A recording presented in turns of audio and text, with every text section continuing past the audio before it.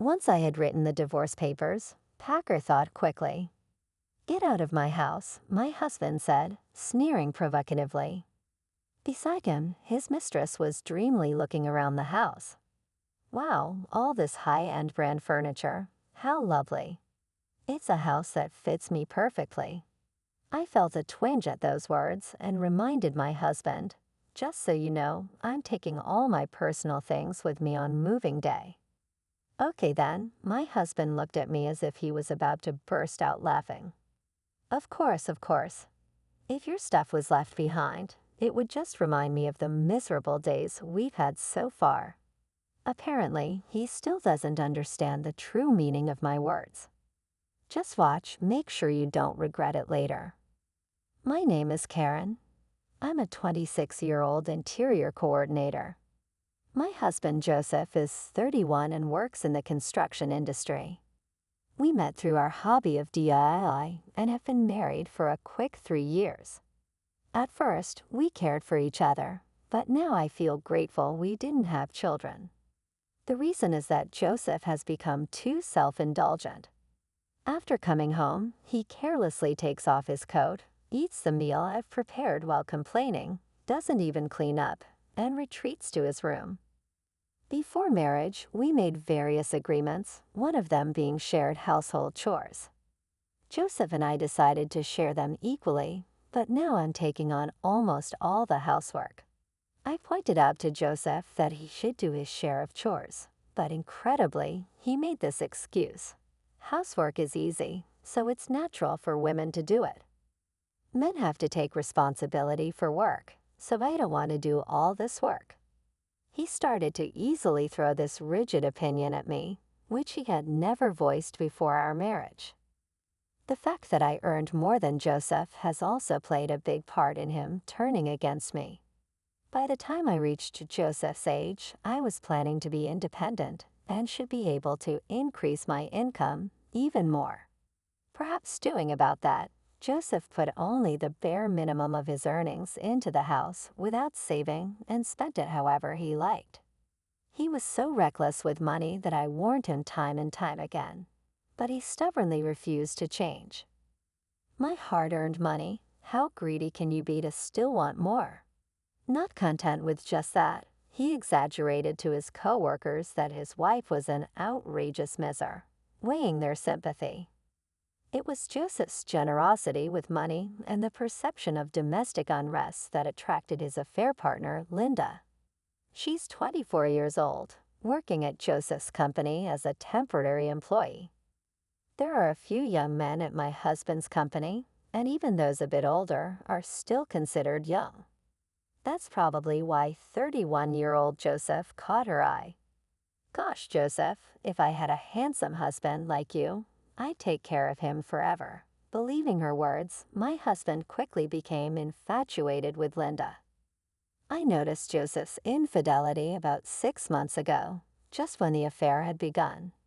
One day, an unknown woman called Joseph's mobile phone, and when I searched for her name on social media, I found Linda. Today's date with my future husband at a fancy restaurant. I'm so nervous since it's my first time. She posted such words along with several photos of a man recognizable as Joseph.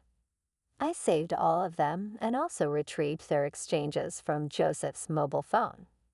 From the dates, conversations, and information about the places they visited, there was no doubt that he was cheating. When I found out about my husband's infidelity, I was neither angry nor sad. I just felt empty. I understand that getting lectured when coming home tired isn't comfortable, but all those things were necessary for our future. Maybe it was too harsh, but to have an affair just because you're fed up with family after only 3 years, I let out a heavy sigh. Certainly, I can't afford to be down and do nothing. I've been working hard, thinking that compromise was necessary between us, but I simply couldn't tolerate the cheating anymore. I decided to divorce him. I started looking for a lawyer to end my marriage with Joseph. 1 month later, on a Saturday, I decided to bring Joseph and Linda together for a discussion. Naturally, they were shocked. When I contacted Linda, they probably never thought I would find out about the affair. But perhaps out of joy for the marriage, Linda seemed really thrilled. She neither apologized nor tried to justify the affair. Instead, she immediately said, "Karen, are you really okay with his unprecedented compensation?" "I'm so happy," I calmly replied to her. "That's right. Joseph and I decided before our marriage not to divide our assets." At that moment, Linda held hands with Joseph and celebrated. Yes, Joseph and I had talked beforehand about what would happen if we ever divorce. In exchange for not dividing the assets, the compensation I would receive was also small. I was working too, so I didn't mind that part. But what made me angry was the complete lack of remorse for the adultery. How wonderful to live in such a stylish house filled with high-end brands. The appliances are the latest too. It's just the perfect house for me. I felt a strange sensation at those words. As I handed over the divorce papers, I confirmed something with Joseph. Even during our marriage, there's no division of the things I bought. I'm taking all my personal belongings with me. You do understand that, right, Joseph? Seemingly not understanding what I meant, Joseph paused for a moment and then spoke. It's obvious your plain clothes and bags wouldn't suit young Linda anyway. I have to buy her better things. If I leave your belongings here, they'll just be a reminder of the painful days we had together. It seemed he misunderstood, thinking I was talking about personal belongings like clothing. It was easier to let him continue thinking that than to start a fight. Tomorrow, the movers will take everything, so be prepared. The two of them were already ignoring what I was saying, looking around the house's interior. It seemed Joseph didn't understand the meaning of no division of property, but that's none of my concern. Take a good look while you can. Oh, I can't wait for tomorrow's move. The next morning, they came to see me off as if they were hurrying me to leave early. Ignoring them, I waited for the moving company's arrival. Then, right on time, a large truck arrived. The workers energetically called out to me, "Thank you for choosing us. Today, we have another truck waiting nearby, so please don't worry." Linda, with a clouded expression, hesitated as she approached me. "Do you have that many personal belongings?" I held back a laugh and barely managed to answer. The house itself belongs to Joseph, but all the appliances and furniture are mine. That's why I said there will be no division of property. Remember hearing that? Joseph rushed to me, his face turning bright red. All the furniture and appliances are mine. They've been in this house for 3 years. Just take your stuff and get out quickly. I had reached my limit and finally burst out laughing. I had a feeling, but he really didn't understand what no division of property meant. And just because it's been in the house for a few years, it's his. You must be joking. Hey, you're not really planning to take everything, are you? Perhaps panicked by my attitude, Joseph lowered his voice to check with me. Meanwhile, the movers were steadily continuing to transport the furniture. Don't worry, the only memories of living with you I'll leave behind. Then Joseph, in a panic, ran to the study. I always kept copies of the receipts there, so he must have gone to check which pieces of furniture were being taken. The checking was in vain.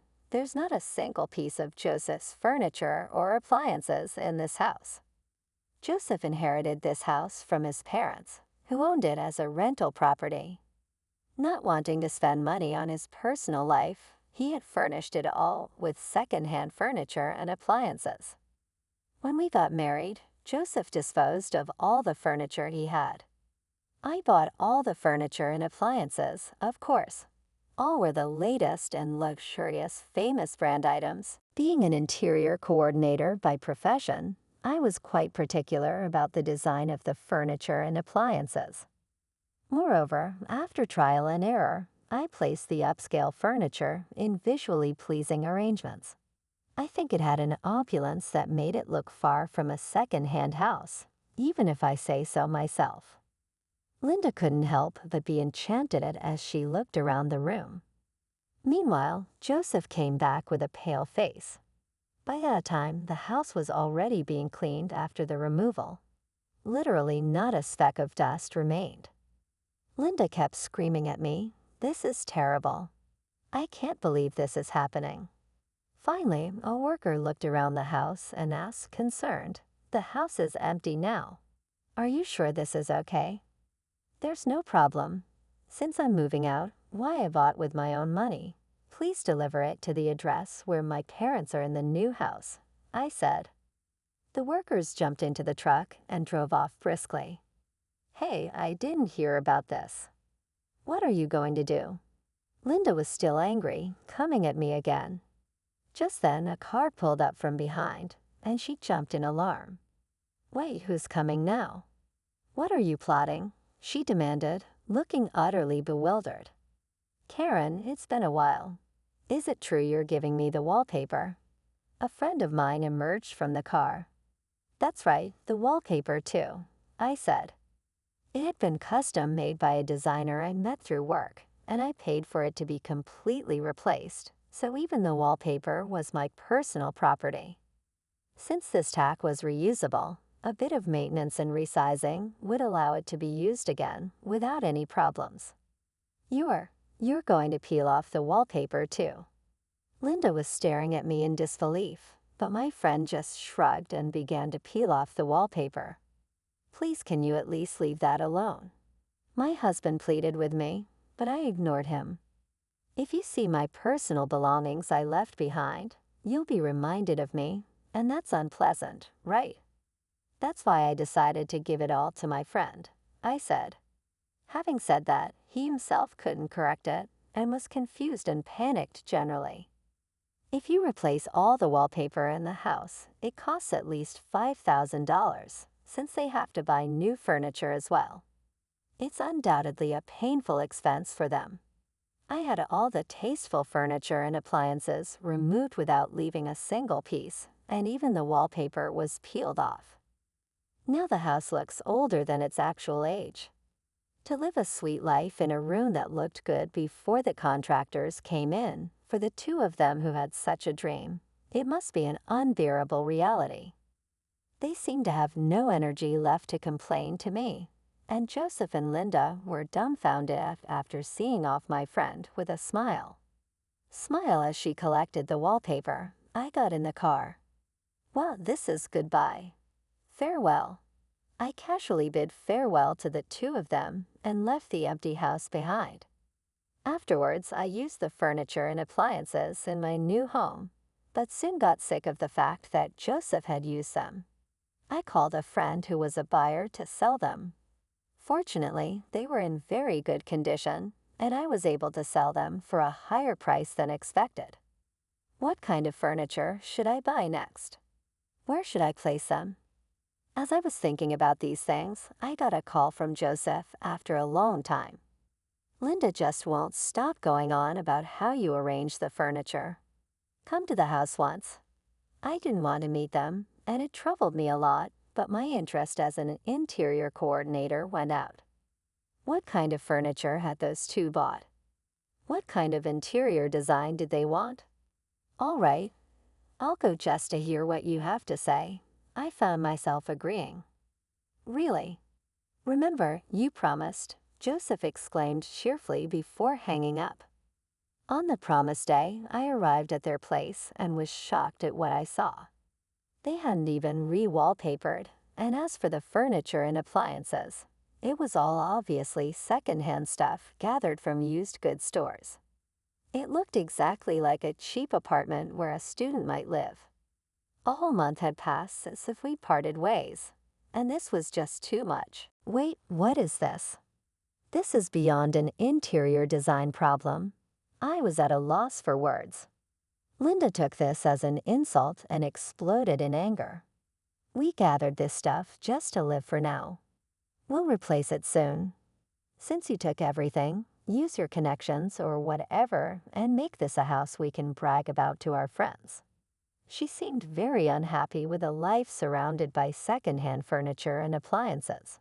She was irritated throughout our conversation, even when I asked for the budget. It wasn't enough for my fee. What's this? You're a talented coordinator, but you can't do this. You're useless, Linda said indignantly, facing me. No matter how skilled, any coordinator can't do much with such a limited budget. This is ridiculous and way beyond connections, I explained, feeling stumped. She seemed serious about having me arrange high-end brand furniture and appliances on such a tight budget. Linda, now entirely frustrated, finally began to explode in anger. This is ridiculous. Did you come here just to look down on me? If you don't like it, I'll leave. But if you want to furnish your home on that budget, you should at least polish your interior sense. You really are making fun of me just because you have a slightly fashionable job. Don't get so overconfident. Hey, stop it. Joseph tried to calm Linda down, with a weary look on his face. Joseph, say something to her, Linda demanded. Just stop it, both of you. Linda, please be quiet. I'm sorry for the noise. After everything, I had to marry Linda, but as you can see, she's angry all the time, and it's tough every day. Joseph said, his voice weary. Apparently, after I left, they had a big fight in the now empty house. Linda had already quit her job to get married and hadn't reported the marriage to her parents, so she had nowhere to go. Joseph confessed that he married Linda solely out of compromise so she would take care of the housework, but such a marriage was bound to fail, and thus he had given up. So, Karen, please help me fix our relationship again, Joseph begged. I responded, clearly annoyed, what's this? Planning to cheat on me next? No, the thing with Linda was just temporary confusion. After you left, I realized that there's no one more wonderful than you, Karen. You're not serious, are you? I suddenly realized I had raised my voice. You're the one who told me to get out of this house, right? I divorced you just like you wanted. You can't possibly expect me to change my mind now. Please, Karen, don't call me by my first name so casually. This rundown house is your chosen castle with your affair partner. You two should get along together. Wait, Karen. Ignoring Joseph's pleas, I quickly left the house.